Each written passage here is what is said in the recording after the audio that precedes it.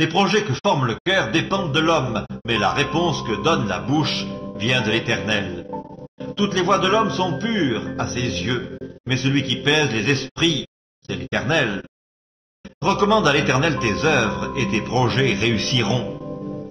L'Éternel a tout fait pour un but, même le méchant pour le jour du malheur. Tout cœur hautain est en abomination à l'Éternel, certes il ne restera pas impuni.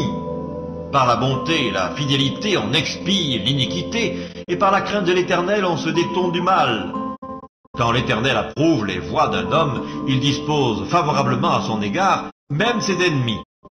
Mieux vaut peu avec la justice que de grands revenus avec l'injustice. Le cœur de l'homme médite sa voie, mais c'est l'Éternel qui dirige ses pas. Des oracles sont sur les lèvres du roi, sa bouche ne doit pas être infidèle quand il juge. Le poids et la balance juste sont à l'Éternel, tous les poids du sac sont son ouvrage. Les rois ont horreur de faire le mal, car c'est par la justice que le trône s'affermit. Les lèvres justes gagnent la faveur des rois, et ils aiment celui qui parle avec droiture. La fureur du roi est un messager de mort, et un homme sage doit l'apaiser. La sérénité du visage du roi donne la vie, et sa faveur est comme une pluie de printemps. Combien acquérir la sagesse vaut mieux que l'or, combien acquérir l'intelligence est préférable à l'argent. Le chemin des hommes droits, c'est d'éviter le mal. Celui qui garde son âme veille sur sa voie. L'arrogance précède la ruine, et l'orgueil précède la chute. Mieux vaut être humble avec les humbles que de partager le butin avec les orgueilleux. Celui qui réfléchit sur les choses trouve le bonheur, et celui qui se confie en l'Éternel est heureux. Celui qui est sage de cœur est appelé intelligent, et la douceur des lèvres augmente le savoir. La sagesse est une source de vie pour celui qui la possède, et le châtiment des insensés, c'est leur folie. Celui qui est sage de cœur manifeste la sagesse par sa bouche, et l'accroissement de son savoir paraît sur ses lèvres. Les paroles agréables sont un rayon de miel, douces pour l'âme et salutaires pour le corps. Telle voie paraît droite à un homme, mais son issue, c'est la voie de la mort. Celui qui travaille, travaille pour lui, car sa bouche l'y excite. L'homme pervers prépare le malheur, et il y a sur ses lèvres comme un feu ardent. L'homme pervers excite des querelles, et le rapporteur divise les amis. L'homme violent séduit son prochain, et le fait marcher dans une voie qui n'est pas bonne. Celui qui ferme les yeux pour se livrer à des pensées perverses, celui qui se mord les lèvres a déjà consommé le mal. Les cheveux blancs sont comme une couronne d'honneur, c'est dans le chemin de la justice qu'on la trouve. Celui qui est lent à la colère vaut mieux qu'un héros, et celui qui est maître de lui-même que celui qui prend des villes. On jette le sort dans le pan de la robe, mais toute décision vient de l'Éternel. Heureux l'homme qui ne marche pas selon le conseil des méchants, qui ne s'arrête pas sur la voie des pécheurs, et qui ne s'assied pas en compagnie des moqueurs, mais qui trouve son plaisir dans la loi de l'Éternel, et qui la médite jour et nuit. Il est comme un arbre planté près d'un courant d'eau qui donne son fruit en sa saison et dont le feuillage ne se flétrit point, tout ce qu'il fait lui réussit. Il n'en est pas ainsi des méchants, ils sont comme la paille que le vent dissipe. C'est pourquoi les méchants ne résistent pas au jour du jugement, ni les pécheurs dans l'assemblée des justes, car l'Éternel connaît la voie des justes, et la voie des pécheurs mène à la ruine. Après la mort de Moïse, serviteur de l'Éternel, l'Éternel dit à Josué, fils de Nun, serviteur de Moïse, « Moïse, mon serviteur, est mort. Maintenant, lève-toi, passe ce Jourdain, toi et tout ce peuple, pour entrer dans le pays que je donne aux enfants d'Israël. Tout lieu que foulera la plante de votre pied, je vous le donne, comme je l'ai dit à Moïse. Vous aurez pour territoire, depuis le désert et le Liban, jusqu'au grand fleuve, le fleuve de l'Euphrate, tout le pays des Essiens, et jusqu'à la grande mer vers le soleil couchant. Nul ne tiendra devant toi tant que tu vivras. Je serai avec toi comme j'ai été avec Moïse. Je ne te délaisserai point, je ne t'abandonnerai point. Fortifie-toi et prends courage, car c'est toi qui mettras ce peuple en possession du pays que j'ai juré à leur père de leur donner. Fortifie-toi seulement et aie bon courage, en agissant fidèlement, selon toute la loi que Moïse, mon serviteur, t'a prescrite. Ne t'en détourne ni à droite, ni à gauche, afin de réussir dans tout ce que tu entreprendras. Que ce livre de la loi ne s'éloigne point de ta bouche. Médite-le jour et nuit, pour agir fidèlement selon tout ce qui y est écrit. Car c'est alors que tu auras du succès dans tes entreprises, c'est alors que tu réussiras. Ne t'ai-je point donné cet ordre? Fortifie-toi et prends courage. Ne t'effraie point et ne t'épouvante point, car l'Éternel, ton Dieu, est avec toi dans tout ce que tu entreprendras. Josué donna cet ordre aux officiers du peuple. Parcourez le camp, et voici ce que vous commanderez au peuple. Préparez-vous des provisions, car dans 3 jours, vous passerez ce Jourdain pour aller conquérir le pays dont l'Éternel, votre Dieu, vous donne la possession. Josué dit aux Rubénites, aux Gadites et à la demi-tribu de Manassé, « Rappelez-vous ce que vous a prescrit Moïse, serviteur de l'Éternel, quand il a dit, « L'Éternel votre Dieu vous a accordé du repos et vous a donné ce pays. Vos femmes, vos petits-enfants et vos troupeaux resteront dans le pays que vous a donné Moïse de ce côté-ci du Jourdain. Mais vous tous, hommes vaillants, vous passerez en armes devant vos frères et vous les aiderez jusqu'à ce que l'Éternel ait accordé du repos à vos frères comme à vous et qu'ils soient aussi en possession du pays que l'Éternel votre Dieu leur donne. Puis vous reviendrez prendre possession du pays qui est votre propriété et que vous a donné Moïse, serviteur de l'Éternel, de ce côté-ci du Jourdain, vers le soleil levant. » Ils répondirent à Josué en disant, « Nous ferons tout ce que tu nous as ordonné, et nous irons partout où tu nous enverras.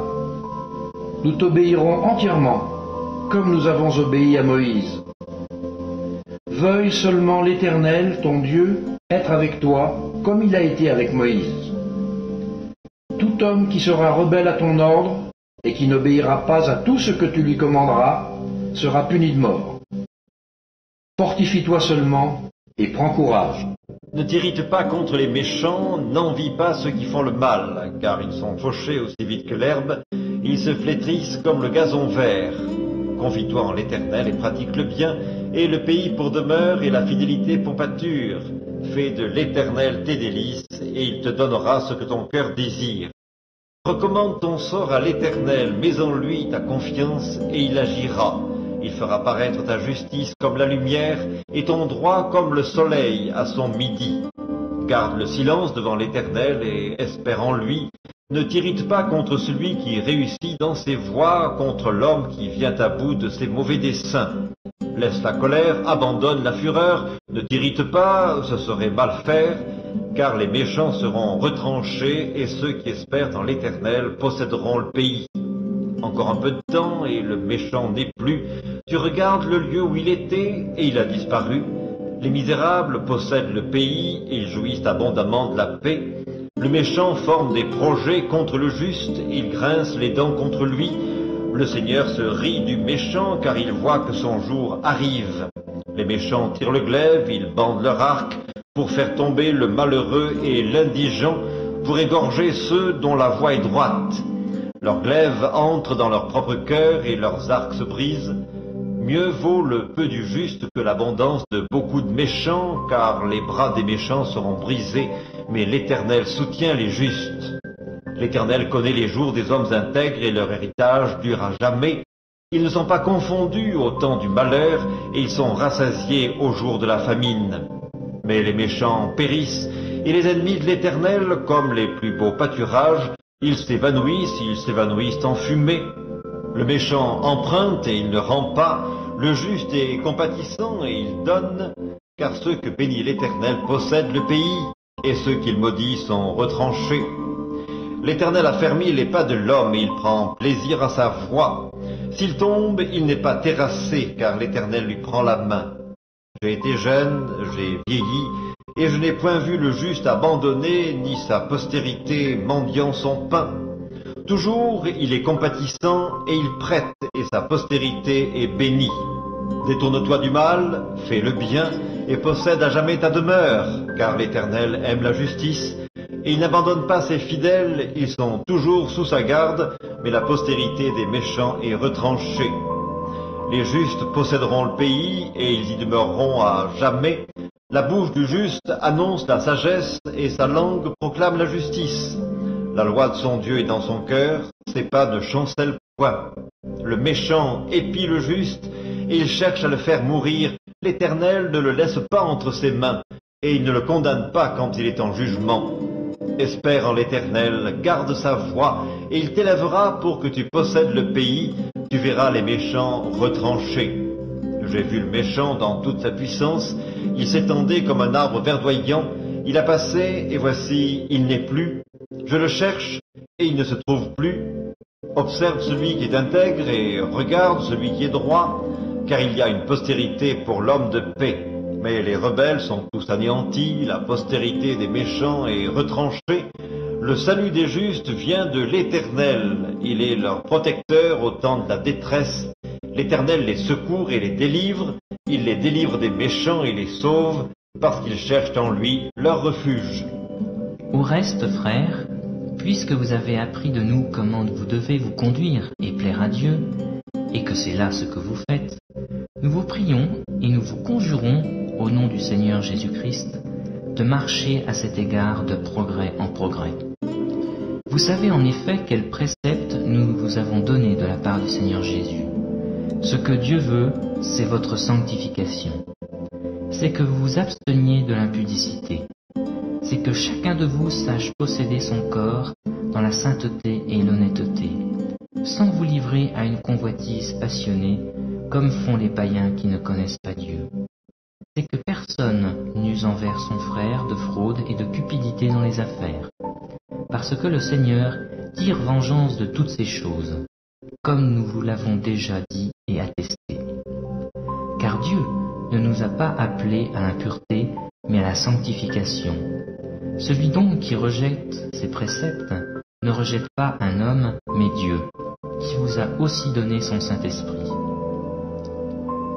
Pour ce qui est de l'amour fraternel, vous n'avez pas besoin qu'on vous en écrive, car vous avez vous-même appris de Dieu à vous aimer les uns les autres, et c'est aussi ce que vous faites envers tous les frères dans la Macédoine entière. Mais nous vous exhortons, frères, à abonder toujours plus dans cet amour, et à mettre votre honneur à vivre tranquille, à vous occuper de vos propres affaires et à travailler de vos mains, comme nous vous l'avons recommandé, en sorte que vous vous conduisiez honnêtement envers ceux du dehors et que vous n'ayez besoin de personne. Nous ne voulons pas, frères, que vous soyez dans l'ignorance au sujet de ceux qui dorment, afin que vous ne vous affligiez pas, comme les autres qui n'ont point d'espérance. Car si nous croyons que Jésus est mort et qu'il est ressuscité, croyons aussi que Dieu ramènera par Jésus et avec lui ceux qui sont morts. Voici en effet ce que nous vous déclarons d'après la parole du Seigneur. Nous, les vivants, restés pour l'avènement du Seigneur, nous ne devancerons pas ceux qui sont morts. Car le Seigneur lui-même a un signal donné, et à la voix d'un archange, et au son de la trompette de Dieu, descendra du ciel, et les morts en Christ ressusciteront premièrement.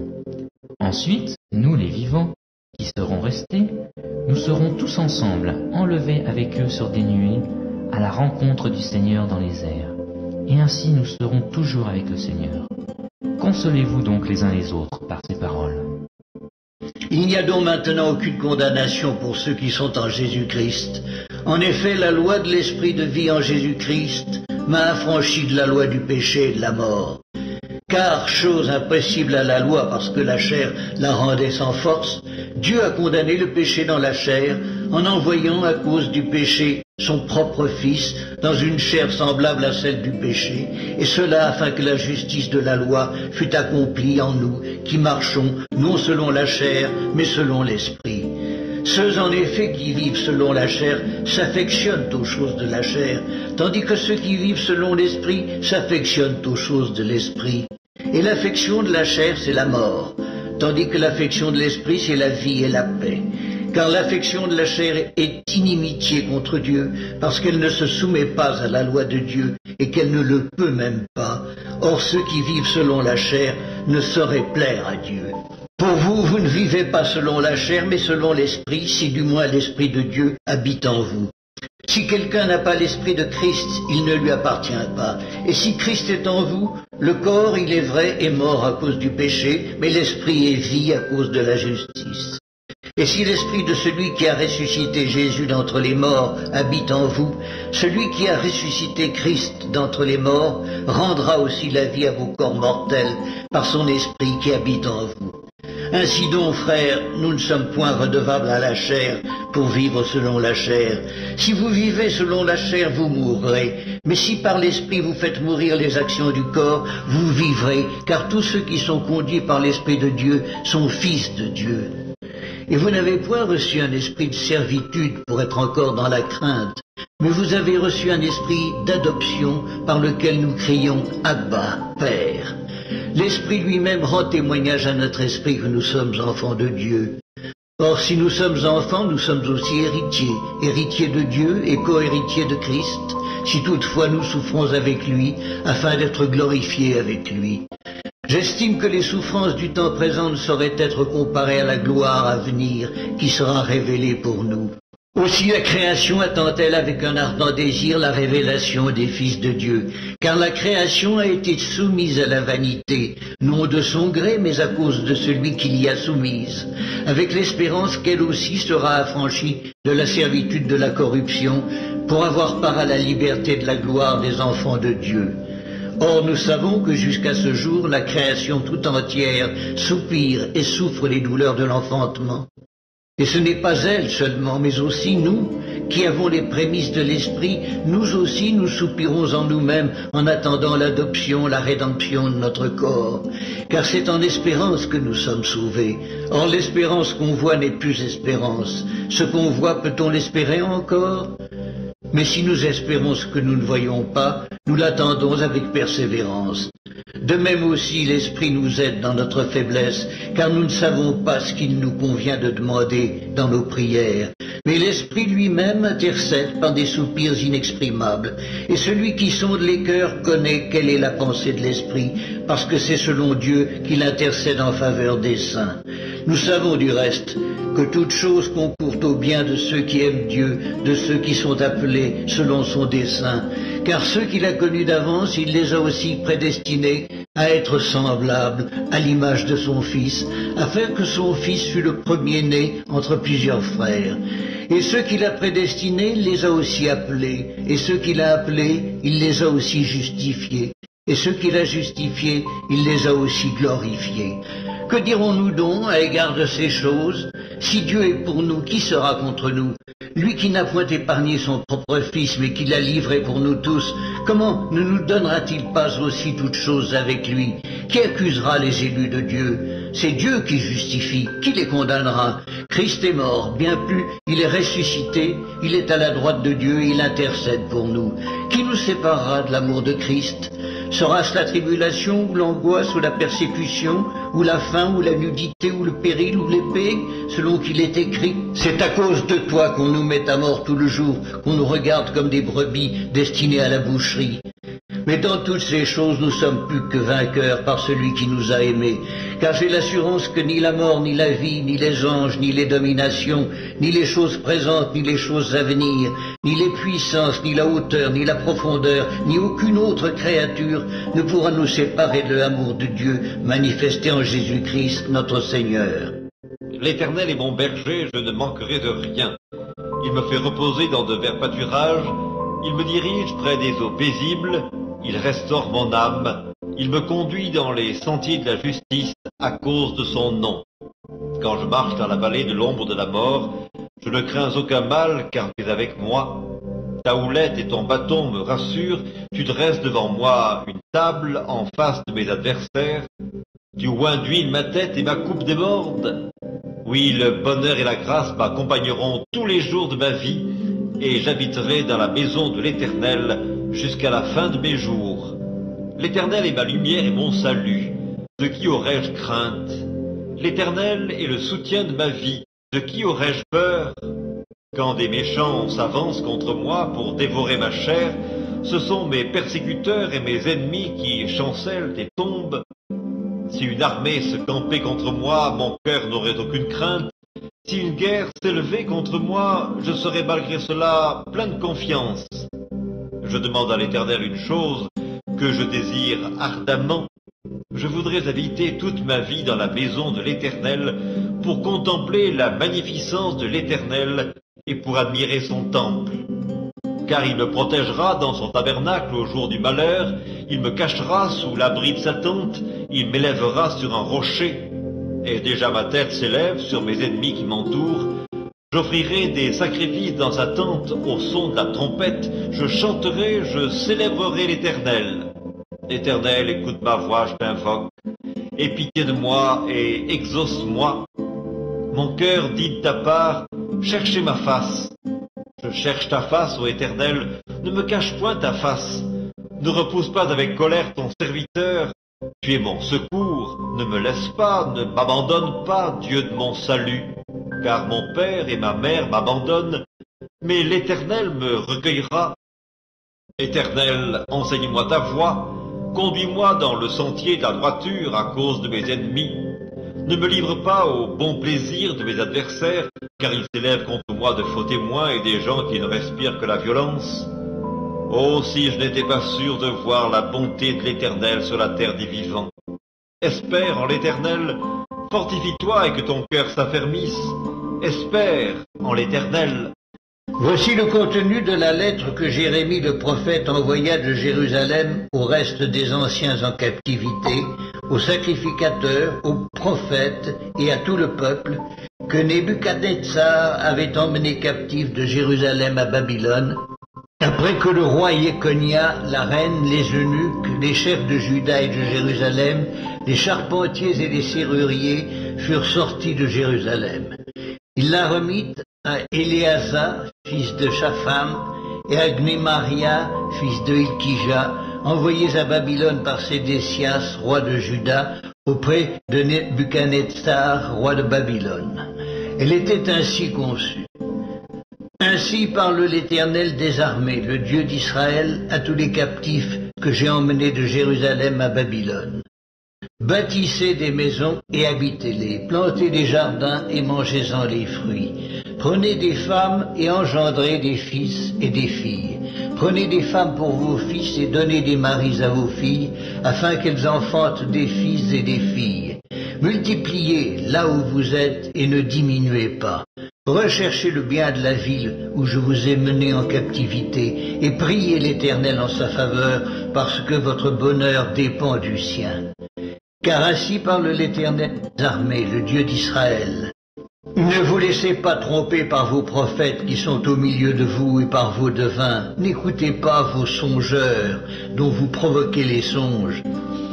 Car c'est le mensonge qu'ils vous prophétisent en mon nom. Je ne les ai point envoyés, dit l'Éternel. Mais voici ce que dit l'Éternel. Dès que 70 ans seront écoulés pour Babylone, je me souviendrai de vous et j'accomplirai à votre égard ma bonne parole en vous ramenant dans ce lieu. Car je connais les projets que j'ai formés sur vous, dit l'Éternel. Projets de paix et non de malheur, afin de vous donner un avenir et de l'espérance. Vous m'invoquerez et vous partirez, vous me prierez et je vous exaucerai. Vous me chercherez et vous me trouverez si vous me cherchez de tout votre cœur. Je me laisserai trouver par vous, dit l'Éternel, et je ramènerai vos captifs. Je vous rassemblerai de toutes les nations et de tous les lieux où je vous ai chassés, dit l'Éternel, et je vous ramènerai dans le lieu d'où je vous ai fait aller en captivité. Cependant, vous dites, Dieu nous a suscité des prophètes à Babylone.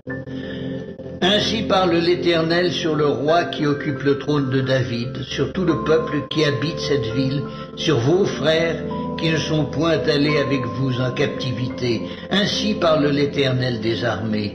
Voici, j'enverrai parmi eux l'épée, la famine et la peste, et je les rendrai semblables à des figues affreuses qui ne peuvent être mangées à cause de leur mauvaise qualité. Je les poursuivrai par l'épée, par la famine, par la peste. Je les rendrai un objet d'effroi pour tous les royaumes de la terre, un sujet de malédiction, de désolation, de moquerie et d'opprobre parmi toutes les nations où je les chasserai, parce qu'ils n'ont pas écouté mes paroles, dit l'Éternel. Eux, à qui j'ai envoyé mes serviteurs, les prophètes, à qui je les ai envoyés dès le matin, et ils n'ont pas écouté, dit l'Éternel. Mais vous, écoutez la parole de l'Éternel, vous tous, captifs que j'ai envoyés de Jérusalem à Babylone. Ainsi parle l'Éternel des armées, le Dieu d'Israël, sur Akab, fils de Kolaïa, sur Sédécias, fils de Maaséja, qui vous prophétise le mensonge en mon nom. Voici, je les livre entre les mains de Nebuchadnezzar, roi de Babylone, et il les fera mourir sous vos yeux. On se servira d'eux comme d'un sujet de malédiction parmi tous les captifs de Juda qui sont à Babylone. On dira que l'Éternel te traite comme Sédécias et comme Akab, que le roi de Babylone a fait retirer au feu. Et cela arrivera parce qu'ils ont commis une infamie en Israël, se livrant à l'adultère avec les femmes de leurs prochains, et parce qu'ils ont dit des mensonges en mon nom quand je ne leur avais point donné l'ordre. Je le sais, j'en suis témoin, dit l'Éternel. Tu diras à Shemaïja, né Kélamite, ainsi parle l'Éternel des armées, le Dieu d'Israël. Tu as envoyé en ton nom à tout le peuple de Jérusalem à Sophonie, fils de Maaséja, le sacrificateur, et à tous les sacrificateurs une lettre ainsi conçue. L'Éternel t'a établi sacrificateur à la place de Yehoiada, le sacrificateur, afin qu'il y ait dans la maison de l'Éternel des inspecteurs pour surveiller tout homme qui est fou et se donne pour prophète, et afin que tu le mettes en prison et dans les fers. Maintenant, pourquoi ne réprimes-tu pas Jérémie d'Anathoth, qui prophétise parmi vous, qui nous a même envoyé dire à Babylone: elle sera longue, la captivité. Bâtissez des maisons et habitez-les, plantez des jardins et mangez-en des fruits. Sophonie, le sacrificateur, lut cette lettre en présence de Jérémie le prophète. Et la parole de l'Éternel fut adressée à Jérémie en ces mots. Fais dire à tous les captifs, ainsi parle l'Éternel, sur Shemaïja, né Kélamite, parce que Shemaïja vous prophétise sans que je l'ai envoyé, et qu'il vous inspire une fausse confiance. Voici ce que dit l'Éternel, je châtierai Shemaïja, né Kélamite, et sa postérité. Nul des siens n'habitera au milieu de ce peuple, et il ne verra pas le bien que je ferai à mon peuple, dit l'Éternel, car ces paroles sont une révolte contre l'Éternel. Ainsi parle l'Éternel à son oint, à Cyrus, qu'il tient par la main, pour terrasser les nations devant lui, et pour relâcher la ceinture des rois, pour lui ouvrir les portes, afin qu'elles ne soient plus fermées. Je marcherai devant toi, j'aplanirai les chemins montueux, je romprai les portes d'airain, et je briserai les verrous de fer. Je te donnerai des trésors cachés, des richesses enfouies, afin que tu saches que je suis l'Éternel qui t'appelle par ton nom, le Dieu d'Israël. Pour l'amour de mon serviteur Jacob et d'Israël mon élu, je t'ai appelé par ton nom. Je t'ai parlé avec bienveillance avant que tu ne me connusses. Je suis l'Éternel et il n'y en a point d'autre. Hors moi, il n'y a point de Dieu. Je t'ai ceint avant que tu me connusses, c'est afin que l'on sache, du soleil levant au soleil couchant, que hors moi, il n'y a point de Dieu. Je suis l'Éternel et il n'y en a point d'autre. Je forme la lumière et je crée les ténèbres. Je donne la prospérité et je crée l'adversité. Moi, l'Éternel, je fais toutes ces choses, que les cieux répondent d'en haut et que les nuées laissent couler la justice. Que la terre s'ouvre, que le salut y fructifie et qu'il en sorte à la fois la délivrance. Moi, l'Éternel, je crée ces choses. Malheur à qui conteste avec son Créateur. Vase parmi des vases de terre, l'argile dit-elle à celui qui la façonne, que fais-tu? Et ton œuvre, il n'y a point de main? Malheur à qui dit à son père, pourquoi m'as-tu engendré, et à sa mère, pourquoi m'as-tu enfanté? Ainsi parle l'Éternel, le Saint d'Israël et son Créateur. Veut-on me questionner sur l'avenir, me donner des ordres sur mes enfants et sur l'œuvre de mes mains? C'est moi qui ai fait la terre et qui sur elle ai créé l'homme. C'est moi, ce sont mes mains qui ont déployé les cieux, et c'est moi qui ai disposé toute leur armée. C'est moi qui ai suscité Cyrus dans ma justice, et j'aplanirai toutes ses voies. Il rebâtira ma ville et libérera mes captifs, sans rançon ni présent, dit l'Éternel des armées. Ainsi parle l'Éternel. Les gains de l'Égypte et les profits de l'Éthiopie et ceux des Sabéens à la taille élevée passeront chez toi et seront à toi. Ces peuples marcheront à ta suite, ils passeront enchaînés, ils se prosterneront devant toi et te diront en suppliant, « C'est auprès de toi seulement que se trouve Dieu, et il n'y a point d'autre Dieu que lui. Mais tu es un Dieu qui te cache, Dieu d'Israël, Sauveur. » Ils sont tous honteux et confus, ils s'en vont tous avec ignominie, les fabricants d'idoles. C'est par l'Éternel qu'Israël obtient le salut, un salut éternel. Vous ne serez ni honteux ni confus jusque dans l'éternité. Car ainsi parle l'Éternel, le Créateur des cieux, le seul Dieu, qui a formé la terre, qui l'a faite et qui l'a affermie, qui l'a créée pour qu'elle ne fût pas déserte, qui l'a formée pour qu'elle fût habitée. Je suis l'Éternel et il n'y en a point d'autre. Je n'ai point parlé en cachette dans un lieu ténébreux de la terre. Je n'ai point dit à la postérité de Jacob, cherchez-moi vainement. Moi l'Éternel, je dis ce qui est vrai, je proclame ce qui est droit. Assemblez-vous et venez, approchez ensemble, réchappez des nations. Ils n'ont point d'intelligence ceux qui portent leur idole de bois et qui invoquent un Dieu incapable de sauver. Déclarez-le et faites-les venir, qu'ils prennent conseil les uns des autres. Qui a prédit ces choses dès le commencement et depuis longtemps les a annoncées? N'est-ce pas moi, l'Éternel? Il n'y a point d'autre Dieu que moi. Je suis le seul Dieu juste et qui sauve. Tournez-vous vers moi et vous serez sauvés, vous tous qui êtes aux extrémités de la terre, car je suis Dieu et il n'y en a point d'autre. Je le jure par moi-même, la vérité sort de ma bouche et ma parole ne sera point révoquée. Tout genou fléchira devant moi, toute langue jurera par moi. En l'Éternel seul, me dira-t-on, réside la justice et la force. À lui viendront pour être confondus tous ceux qui étaient irrités contre lui. Par l'Éternel seront justifiés et glorifiés tous les descendants d'Israël. Rappelle-leur d'être soumis aux magistrats et aux autorités, d'obéir, d'être prêts à une toute bonne œuvre, de ne médire de personne, d'être pacifiques, modérés, pleins de douceur envers tous les hommes. Car nous aussi nous étions autrefois insensés, désobéissants, égarés, asservis à toute espèce de convoitise et de volupté, vivant dans la méchanceté et dans l'envie, dignes d'être haïs et nous haïssant les uns les autres.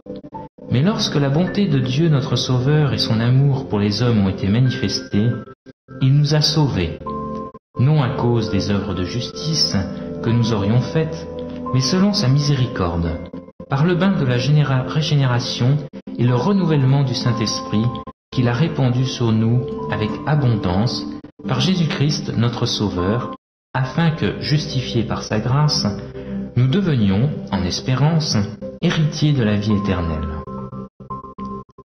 Cette parole est certaine, et je veux que tu affirmes ces choses, afin que ceux qui ont cru en Dieu s'appliquent à pratiquer de bonnes œuvres.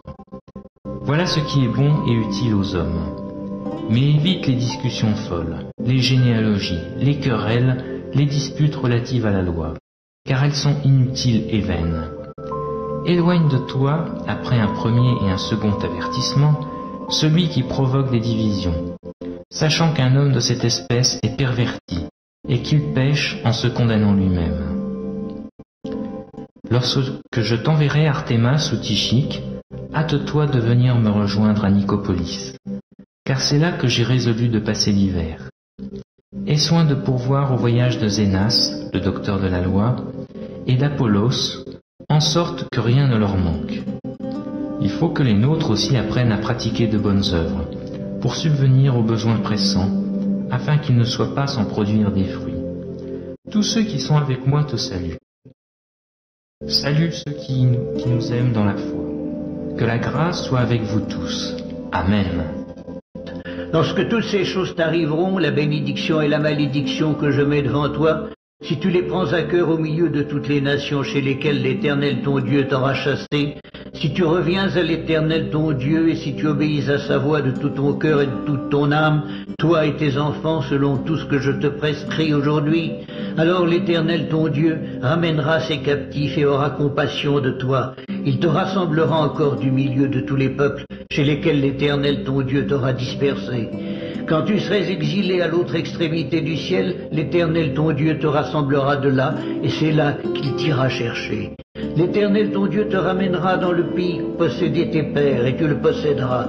Il te fera du bien et te rendra plus nombreux que tes pères.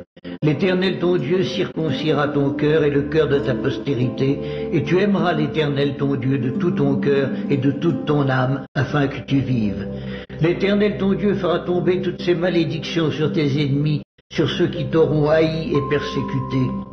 Et toi tu reviendras à l'Éternel, tu obéiras à sa voix, et tu mettras en pratique tous ces commandements que je te prescris aujourd'hui. L'Éternel ton Dieu te comblera de bien en faisant prospérer tout le travail de tes mains, le fruit de tes entrailles, le fruit de tes troupeaux et le fruit de ton sol. Car l'Éternel prendra de nouveau plaisir à ton bonheur, comme il prenait plaisir à celui de tes pères. Lorsque tu obéiras à la voix de l'Éternel ton Dieu, en observant ses commandements et ses ordres écrits dans ce livre de la loi, lorsque tu reviendras à l'Éternel ton Dieu de tout ton cœur et de toute ton âme. Ce commandement que je te prescris aujourd'hui n'est certainement point au-dessus de tes forces et hors de ta portée. Il n'est pas dans le ciel pour que tu dises « Qui montera pour nous au ciel et nous l'ira chercher? Qui nous le fera entendre afin que nous le mettions en pratique ?» Il n'est pas de l'autre côté de la mer pour que tu dises « Qui passera pour nous de l'autre côté de la mer et nous l'ira chercher? Qui nous le fera entendre afin que nous le mettions en pratique ?» C'est une chose au contraire qui est tout près de toi, dans ta bouche et dans ton cœur, afin que tu la mettes en pratique. Vois, je mets aujourd'hui devant toi la vie et le bien, la mort et le mal, car je te prescris aujourd'hui d'aimer l'Éternel ton Dieu, de marcher dans ses voies et d'observer ses commandements, ses lois et ses ordonnances, afin que tu vives et que tu multiplies, et que l'Éternel ton Dieu te bénisse dans le pays dont tu vas entrer en possession. Mais si ton cœur se détourne, si tu n'obéis point, et si tu te laisses entraîner à te prosterner devant d'autres dieux et à les servir, je vous déclare aujourd'hui que vous périrez, que vous ne prolongerez point vos jours dans le pays dont vous allez entrer en possession après avoir passé le Jourdain. J'en prends aujourd'hui à témoin contre vous le ciel et la terre. J'ai mis devant toi la vie et la mort, la bénédiction et la malédiction. Choisis la vie afin que tu vives, toi et ta postérité, pour aimer l'Éternel ton Dieu, pour obéir à sa voix et pour t'attacher à lui. Car de cela dépend ta vie et la prolongation de tes jours. Et c'est ainsi que tu pourras demeurer dans le pays que l'Éternel a juré de donner à tes pères, Abraham, Isaac et Jacob. La femme sage bâtit sa maison, et la femme insensée la renverse de ses propres mains. Celui qui marche dans la droiture craint l'Éternel, mais celui qui prend des voies tortueuses le méprise. Dans la bouche de l'insensé est une verge pour son orgueil, mais les lèvres des sages les gardent. S'il n'y a pas de bœufs, la crèche est vide. C'est à la vigueur des bœufs qu'on doit l'abondance des revenus. Un témoin fidèle ne ment pas, mais un faux témoin dit des mensonges. Le moqueur cherche la sagesse et ne la trouve pas, mais pour l'homme intelligent, la science est chose facile. Éloigne-toi de l'insensé, ce n'est pas sur ses lèvres que tu aperçois la science. La sagesse de l'homme prudent, c'est l'intelligence de sa voix. La folie des insensés, c'est la tromperie. Les insensés se font un jeu du péché, mais parmi les hommes droits se trouve la bienveillance. Le cœur connaît ses propres chagrins, et un étranger ne saurait partager sa joie. La maison des méchants sera détruite, mais la tente des hommes droits fleurira. Telle voie paraît droite à un homme, mais son issue, c'est la voie de la mort. Au milieu même du rire, le cœur peut être affligé, et la joie peut finir par la détresse. Celui dont le cœur s'égare se rassasie de ses voies, et l'homme de bien se rassasie de ce qui est en lui. L'homme simple croit tout ce qu'on dit, mais l'homme prudent est attentif à ses pas. Le sage a de la retenue et se détourne du mal, mais l'insensé est arrogant et plein de sécurité. Celui qui est prompt à la colère fait des sottises, et l'homme plein de malice s'attire la haine. Les simples ont en partage la folie, et les hommes prudents se font de la science une couronne. Les mauvais s'inclinent devant les bons, et les méchants aux portes du juste. Le pauvre est odieux même à son ami, mais les amis du riche sont nombreux. Celui qui méprise son prochain commet un péché, mais heureux celui qui a pitié des misérables. Ceux qui méditent le mal ne s'égarent-ils pas? Mais ceux qui méditent le bien agissent avec bonté et fidélité. Tout travail procure l'abondance, mais les paroles en l'air ne mènent qu'à la disette. La richesse est une couronne pour les sages, la folie des insensés est toujours de la folie. Le témoin véridique délivre des âmes, mais le trompeur dit des mensonges. Celui qui craint l'Éternel possède un appui ferme, et ses enfants ont un refuge auprès de lui.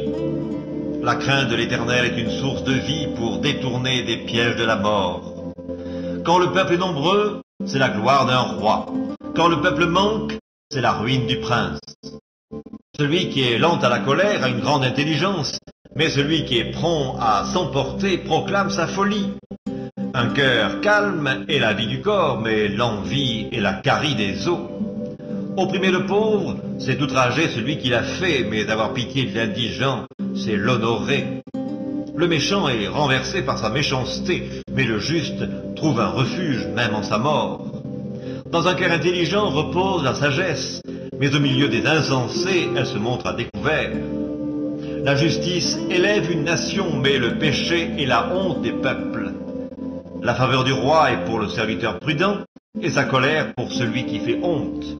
Après cela, Jésus s'en alla de l'autre côté de la mer de Galilée ou de Tibériade. Une foule nombreuse le suivait, parce qu'elle voyait les miracles qu'il opérait sur les malades. Jésus monta sur la montagne, et là, il s'assit avec ses disciples. Or, la Pâque, la fête des Juifs, était proche. Jésus leva les yeux, vit qu'une foule nombreuse venait à lui, et dit à Philippe, « Où achèterons-nous des pains pour que ces gens aient à manger ?»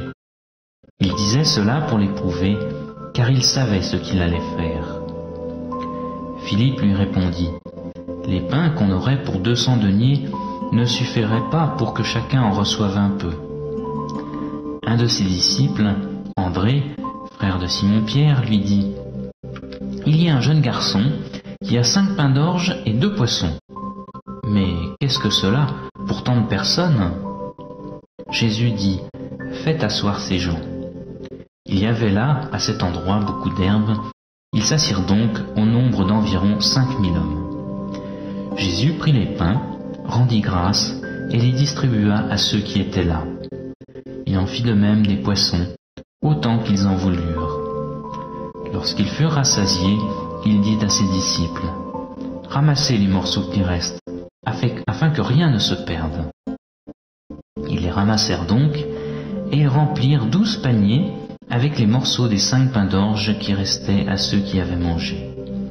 Ces gens, à la vue du miracle que Jésus avait fait, disaient, « Vraiment, c'est lui le prophète qui vient dans le monde. » Jésus, sachant qu'ils allaient venir pour l'enlever et le faire roi, se retira de nouveau sur la montagne, lui seul. Le soir venu, ses disciples descendirent jusqu'à la mer. Ils montèrent dans une barque pour se rendre à Capernaum, de l'autre côté de la mer. Les ténèbres étaient déjà venues, et Jésus ne les avait pas encore rejoints. Un vent violent soufflait, et la mer se soulevait. Après avoir ramé environ 25 ou 30 stades, ils aperçurent Jésus qui marchait sur la mer, et s'approchait de la barque. Et ils furent dans la crainte. Mais Jésus leur dit, « C'est moi, soyez sans crainte. » Ils voulaient donc le prendre dans la barque, et aussitôt la barque toucha à terre, là où ils allaient. Le lendemain, la foule qui était restée de l'autre côté de la mer vit qu'il ne s'était trouvé là qu'une seule barque et que Jésus n'était pas monté dans cette barque avec ses disciples, mais que les disciples étaient partis seuls. Mais d'autres barques arrivèrent de Tibériade près du lieu où ils avaient mangé le pain, après que le Seigneur eut rendu grâce. Quand les gens de la foule virent que ni Jésus ni ses disciples n'étaient là, ils montèrent eux-mêmes dans ces barques et allèrent à Capernaum à la recherche de Jésus. Ils le trouvèrent de l'autre côté de la mer et lui dirent « Rabbi, quand es-tu venu ici ?» Jésus répondit « en vérité, je vous le dis, vous me cherchez, non pas parce que vous avez vu des miracles, mais parce que vous avez mangé des pains et que vous avez été rassasiés. Travaillez, non en vue de la nourriture qui périt, mais en vue de la nourriture qui subsiste pour la vie éternelle, celle que le Fils de l'homme vous donnera, car c'est lui que le Père, Dieu, a marqué de son sceau. » Ils lui dirent « Que ferons-nous afin de travailler pour les œuvres de Dieu ?» Jésus leur répondit « Ce qui est l'œuvre de Dieu, c'est que vous croyez en celui qui l'a envoyé. » « Quel miracle fais-tu donc, lui dirent-ils, afin que nous voyions et que nous te croyions?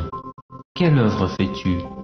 Nos pères ont mangé la manne dans le désert, selon ce qui est écrit, il leur donna à manger le pain venu du ciel. » Jésus leur dit « en vérité, je vous le dis, ce n'est pas Moïse qui vous a donné le pain venu du ciel, mais mon Père vous donne le vrai pain venu du ciel. Car le pain de Dieu, c'est celui qui descend du ciel et qui donne la vie au monde. » Ils lui dirent « Seigneur, donne-nous toujours de ce pain-là. » Jésus leur dit « Moi, je suis le pain de vie. Celui qui vient à moi n'aura jamais faim, et celui qui croit en moi n'aura jamais soif. Mais je vous l'ai dit, vous m'avez vu, et vous ne me croyez pas. Tout ce que le Père me donne viendra à moi, et je ne jetterai point dehors celui qui vient à moi. Car je suis descendu du ciel pour faire non pas ma volonté, mais la volonté de celui qui m'a envoyé. Or voici la volonté de celui qui m'a envoyé, que je ne perde rien de ce qu'il m'a donné, mais que je le ressuscite au dernier jour. Voici en effet la volonté de mon Père, que quiconque voit le Fils et croit en lui ait la vie éternelle, et je le ressusciterai au dernier jour. » Les Juifs murmuraient à son sujet, parce qu'il avait dit « Moi je suis le pain descendu du ciel ». Ils disaient « Celui-ci n'est-il pas Jésus, le fils de Joseph, lui dont nous connaissons le Père et la Mère? Comment donc dit-il « Je suis descendu du ciel » ? Jésus leur répondit « Ne murmurez pas entre vous. Nul ne peut venir à moi, si le Père qui m'a envoyé ne l'attire, et je le ressusciterai au dernier jour. Il est écrit dans les prophètes, ils seront tous enseignés de Dieu. Quiconque a entendu le Père et reçu son enseignement vient à moi. Ce n'est pas que personne n'ait vu le Père, sinon celui qui vient de Dieu. Lui a vu le Père. En vérité, je vous le dis, celui qui croit a la vie éternelle. Moi, je suis le pain de vie. Vos pères ont mangé la manne dans le désert et ils sont morts. C'est ici le pain qui descend du ciel, afin que celui qui en mange ne meure pas. Moi, je suis le pain vivant, descendu du ciel. Si quelqu'un mange de ce pain, il vivra éternellement. Et le pain que je donnerai, c'est ma chair pour la vie du monde. » Les Juifs se querellaient entre eux et disaient « Comment celui-ci peut-il nous donner sa chair à manger ?» Jésus leur dit « En vérité, je vous le dis, si vous ne mangez pas la chair du Fils de l'homme, et si vous ne buvez pas son sang, vous n'avez pas la vie en vous. Celui qui mange ma chair et qui boit mon sang a la vie éternelle, et je le ressusciterai au dernier jour. Car ma chair est vraiment une nourriture, et mon sang est vraiment un breuvage. Celui qui mange ma chair et boit mon sang demeure en moi, et moi en lui. Comme le Père qui est vivant m'a envoyé, et que je vis par le Père, ainsi celui qui me mange vivra par moi. C'est ici le pain descendu du ciel. Il n'est pas comme celui qui ont mangé vos pères. Ils sont morts. Celui qui mange ce pain vivra éternellement. » C'est ce que Jésus dit alors qu'il enseignait dans la synagogue à Capernaum. Après l'avoir entendu, plusieurs de ses disciples dirent : « Cette parole est dure, qui peut l'écouter ?» Jésus, sachant lui-même que ses disciples murmuraient à ce sujet, leur dit : « Cela vous scandalise ? Et si vous voyiez le Fils de l'homme monter où il était auparavant ? C'est l'Esprit qui vivifie. La chair ne sert de rien. Les paroles que je vous ai dites sont esprit et vie. » Mais il en est parmi vous quelques-uns qui ne croient pas. Car Jésus savait dès le commencement qui étaient ceux qui ne croyaient pas et qui était celui qui le livrerait. Et il disait : « C'est pourquoi je vous ai dit que nul ne peut venir à moi si cela ne lui est donné par le Père. » Dès lors, plusieurs de ses disciples se retirèrent en arrière et cessèrent d'aller avec lui. Jésus dit donc aux 12 : « Et vous, ne voulez pas vous aussi vous en aller ?» Simon-Pierre lui répondit : « Seigneur, à qui irions-nous ? Tu as les paroles de la vie éternelle. Et nous avons cru, et nous avons connu que c'est toi le Christ, le Saint de Dieu. » Jésus leur répondit : « N'est-ce pas moi qui vous ai choisis, vous les 12 ? Et l'un de vous est un démon. » Il parlait de Judas, fils de Simon Iscariote, car c'était lui qui devait le livrer, lui, l'un des 12. Un fils sage écoute l'instruction de son père, mais le moqueur n'écoute pas la réprimande. Par le fruit de la bouche, on jouit du bien, mais ce que désirent les perfides, c'est la violence. Celui qui veille sur sa bouche garde son âme, celui qui ouvre de grandes lèvres court à sa perte. L'âme du paresseux a des désirs qu'il ne peut satisfaire, mais l'âme des hommes diligents sera rassasiée. Le juste a de la haine pour les paroles mensongères, le méchant se rend odieux et se couvre de honte. La justice garde celui dont la voie est intègre, mais la méchanceté cause la ruine du pécheur. Tel fait le riche et n'a rien du tout, tel fait le pauvre et a de grands biens. La richesse d'un homme sert de rançon pour sa vie, mais le pauvre n'écoute pas la réprimande. La lumière des justes est joyeuse, mais la lampe des méchants s'éteint. C'est seulement par orgueil qu'on excite des querelles, mais la sagesse est avec ceux qui écoutent les conseils. La richesse mal acquise diminue, mais celui qui amasse peu à peu l'augmente. Un espoir différé rend le cœur malade, mais un désir accompli est un arbre de vie. Celui qui méprise la parole se perd, mais celui qui craint le précepte est récompensé. L'enseignement du sage est une source de vie pour détourner des pièges de la mort. Une raison saine a pour fruit la grâce, mais la voie des perfides est rude. Tout homme prudent agit avec connaissance, mais l'insensé fait étalage de folie. Un envoyé méchant tombe dans le malheur, mais un messager fidèle apporte la guérison. La pauvreté et la honte sont le partage de celui qui rejette la correction, mais celui qui a égard à la réprimande est honoré. Un désir accompli est doux à l'âme, mais s'éloigner du mal fait horreur aux insensés.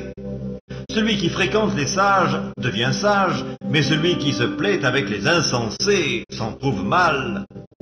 Le malheur poursuit ceux qui pêchent, mais le bonheur récompense les justes. L'homme de bien a pour héritier les enfants de ses enfants, mais les richesses du pécheur sont réservées pour le juste. Le champ que défriche le pauvre donne une nourriture abondante, mais tel périt par défaut de justice. Celui qui ménage son bâton a de la haine pour son fils, mais celui qui l'aime cherche à le corriger. Le juste mange et satisfait son appétit, mais le ventre des méchants éprouve la disette. Heureux tout homme qui craint l'Éternel, qui marche dans ses voies. Tu jouis alors du travail de tes mains, tu es heureux, tu prospères. Ta femme est comme une vigne féconde dans l'intérieur de ta maison. Tes fils sont comme des plants d'olivier autour de ta table. C'est ainsi qu'est béni l'homme qui craint l'Éternel. L'Éternel te bénira de Sion, et tu verras le bonheur de Jérusalem tous les jours de ta vie. Tu verras les fils de tes fils. Que la paix soit sur Israël. Lorsque Jésus eut achevé de donner ses instructions à ses 12 disciples, il partit de là pour enseigner et prêcher dans les villes du pays. Jean, ayant entendu parler dans sa prison des œuvres du Christ, lui fit dire par ses disciples, « Es-tu celui qui doit venir, ou devons-nous en attendre un autre ?»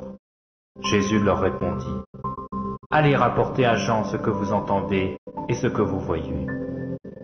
Les aveugles voient, les boiteux marchent, les lépreux sont purifiés, les sourds entendent, les morts ressuscitent, et la bonne nouvelle est annoncée aux pauvres. Heureux celui pour qui je ne serai pas une occasion de chute. » Comme il s'en allait, Jésus se mit à dire à la foule, au sujet de Jean, « Qu'êtes-vous allé voir au désert? Un roseau agité par le vent? Mais qu'êtes-vous allé voir? Un homme vêtu d'habits précieux? Voici, ceux qui portent des habits précieux sont dans les maisons des rois. Qu'êtes-vous allé voir? Un prophète? Oui, vous dis-je, et plus qu'un prophète. Car celui dont il est écrit, « Voici, j'envoie mon messager devant ta face, pour préparer ton chemin devant toi », je vous le dis en vérité, parmi ceux qui sont nés de femmes, il n'en a point paru de plus grand que Jean-Baptiste. Cependant, le plus petit dans le royaume des cieux est plus grand que lui. Depuis le temps de Jean-Baptiste jusqu'à présent, le royaume des cieux est forcé, et ce sont les violents qui s'en emparent. Car tous les prophètes et la loi ont prophétisé jusqu'à Jean. Et si vous voulez le comprendre, c'est lui qui est Élie qui devait venir. Que celui qui a des oreilles pour entendre, entende. À qui comparerai-je cette génération? Elle ressemble à des enfants, assis dans les places publiques, et qui s'adressant à d'autres enfants, disent « Nous vous avons joué de la flûte, et vous n'avez pas dansé. Nous avons chanté des complaintes, et vous ne vous êtes pas lamentés. Car Jean est venu, ne mangeant ni ne buvant, et ils disent « Il a un démon. » Le Fils de l'homme est venu, mangeant et buvant, et ils disent « C'est un mangeur et un buveur, un ami des publicains et des gens de mauvaise vie. » Mais la sagesse a été justifiée par ses œuvres. Alors il se mit à faire des reproches aux villes dans lesquelles avaient eu lieu la plupart de ces miracles, parce qu'elles ne s'étaient pas repenties. Malheur à toi, Chorazim, malheur à toi, Bethsaïda, car si les miracles qui avaient été faits au milieu de vous avaient été faits dans Tyr et dans Sidon, il y a longtemps qu'elles se seraient repenties, en prenant le sac et la cendre. C'est pourquoi je vous le dis, au jour du jugement, Tyr et Sidon seront traités moins rigoureusement que vous. Et toi, Capernaum, seras-tu élevé jusqu'au ciel? Non, tu seras abaissé jusqu'au séjour des morts. Car si les miracles qui ont été faits au milieu de toi avaient été faits dans Sodome, elles subsisteraient encore aujourd'hui. C'est pourquoi je vous le dis, au jour du jugement, le pays de Sodome sera traité moins rigoureusement que toi. En ce temps-là, Jésus prit la parole et dit, « Je te loue, Père, Seigneur du ciel et de la terre, de ce que tu as caché ces choses aux sages et aux intelligents, et de ce que tu les as révélées aux enfants. Oui, Père, je te loue de ce que tu l'as voulu ainsi. Toutes choses m'ont été données par mon Père, et personne ne connaît le Fils si ce n'est le Père. Personne non plus ne connaît le Père si ce n'est le Fils, et celui à qui le Fils veut le révéler. Venez à moi, vous tous qui êtes fatigués et chargés, et je vous donnerai du repos. Prenez mon joug sur vous, et recevez mes instructions, car je suis doux et humble de cœur, et vous trouverez du repos pour vos âmes. Car mon joug est doux et mon fardeau léger. Il y a un temps pour tout, un temps pour toutes choses sous les cieux, un temps pour naître et un temps pour mourir, un temps pour planter et un temps pour arracher ce qui a été planté, un temps pour tuer et un temps pour guérir, un temps pour abattre et un temps pour bâtir, un temps pour pleurer et un temps pour rire, un temps pour se lamenter et un temps pour danser, un temps pour lancer des pierres et un temps pour ramasser des pierres, un temps pour embrasser et un temps pour s'éloigner des embrassements, un temps pour chercher et un temps pour perdre, un temps pour garder et un temps pour jeter, un temps pour déchirer et un temps pour coudre, un temps pour se taire et un temps pour parler, un temps pour aimer et un temps pour haïr, un temps pour la guerre et un temps pour la paix. Quel avantage celui qui travaille retire-t-il de sa peine? J'ai vu à quelle occupation Dieu soumet. Il fait toutes choses belles en son temps, dans leur cœur la pensée de l'éternité, bien que l'homme ne puisse pas saisir l'œuvre que Dieu fait du commencement jusqu'à la fin. J'ai reconnu qu'il n'y a de bonheur pour eux qu'à se réjouir et à se donner du bien-être pendant leur... Mais que si un homme mange et boit et jouit du bien-être au milieu de tout son travail, c'est là un don de Dieu. J'ai reconnu que tout ce que Dieu fait durera toujours, qu'il n'y a rien à y ajouter et rien à en retrancher, et que Dieu agit ainsi afin qu'on le craigne. Ce qui est a déjà été, et ce qui sera a déjà été, et Dieu ramène ce qui est passé. J'ai encore vu sous le soleil qu'au lieu établi pour juger, il y a de la méchanceté, et qu'au lieu établi pour la justice, il y a de la méchanceté. J'ai dit en mon cœur, Dieu jugera le juste et le méchant, car il y a là un temps pour toute chose et pour toute œuvre.